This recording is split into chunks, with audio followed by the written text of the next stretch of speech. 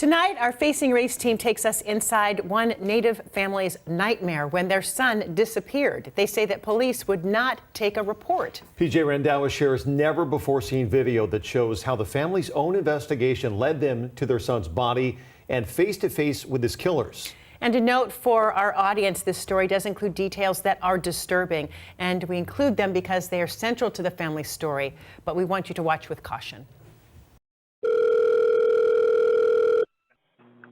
911. I need the police here right now at Lake Isabella. They're taking us to Derrick's body. I'm really scared. A family's plea for help. Now, get cops out here now, please, now, before somebody's killed again. Help that would come too late. God damn it! Those who knew and loved 27-year-old Derrick Wily are still stunned at his brutal murder. He was just a funny kid. Derrick's foster mom, Maylin, raised Derrick and his brother Taylor. He's the only one of my kids that ever asked me to be his mom. And I still remember the look on his face when he asked me to be his mom. And I touched his cheek.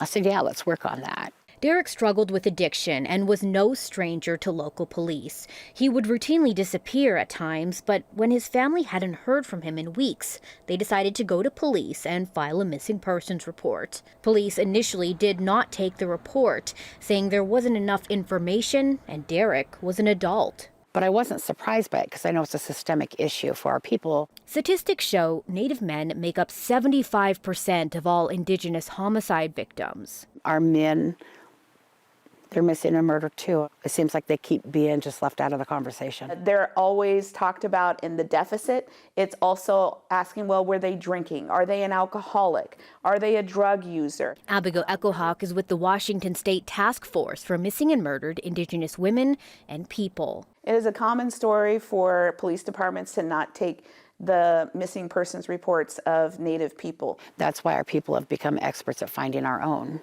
With no police support, that's exactly what Derrick's family did.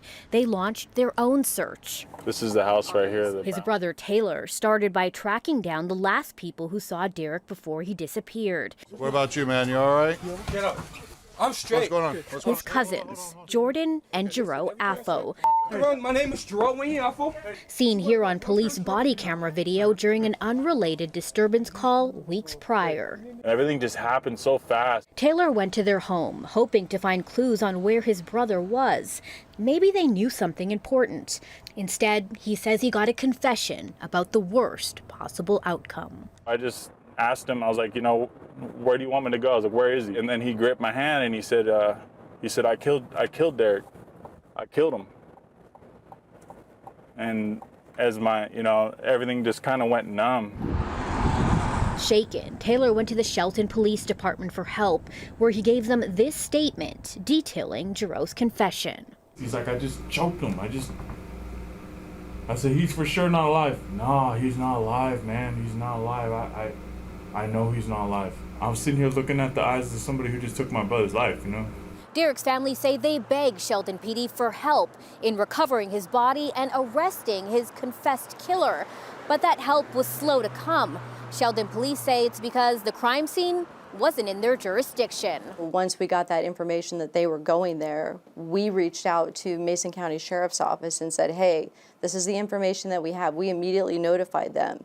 But it's their jurisdiction. On their own again, the family continued their search to find their brother by convincing Jordan Affo to drive them to Derrick. Jordan took the family to Lake Isabella State Park. Jordan gets out and he had his head down and I was like, let's go find him. Where he led them to Derrick's dismembered remains. How could you do this? What is wrong with you? Taylor's grief at this moment is captured on audio recorded by the family. I can't believe this. I know this stuff. I can't see Derrick, man. That's why I said we should wait for the cops. You butchered him. The family's cries reflect a sobering, sad reality for many Indigenous families. I know that that is pain and that has been amplified as a result of the lack of resources, of the way that her family was dismissed, of the way that she has continued to struggle to get justice for her son. We tried to get somebody to come out here with us.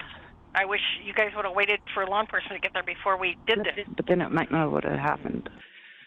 Got 5 officers and 1 canine. That'll be us tracking. Roughly 2 hours after Giroux's confession. I can't see the body. He's somewhere underneath these logs. They hit him in the little, water area. Body camera video shows police finally arriving. Well, we're not really looking or waiting for the crime lab to get out here, but he's in pieces out here. Jordan and Giroux Affo were arrested that night. Because she's praying up and he's praying down, right? These days, Malin's grief has a physical form. Morning prayers for our missing and murdered is one of the stone sculptures that we just had installed. Stone carvings she created while grieving Derrick now occupy a very public space in downtown Seattle.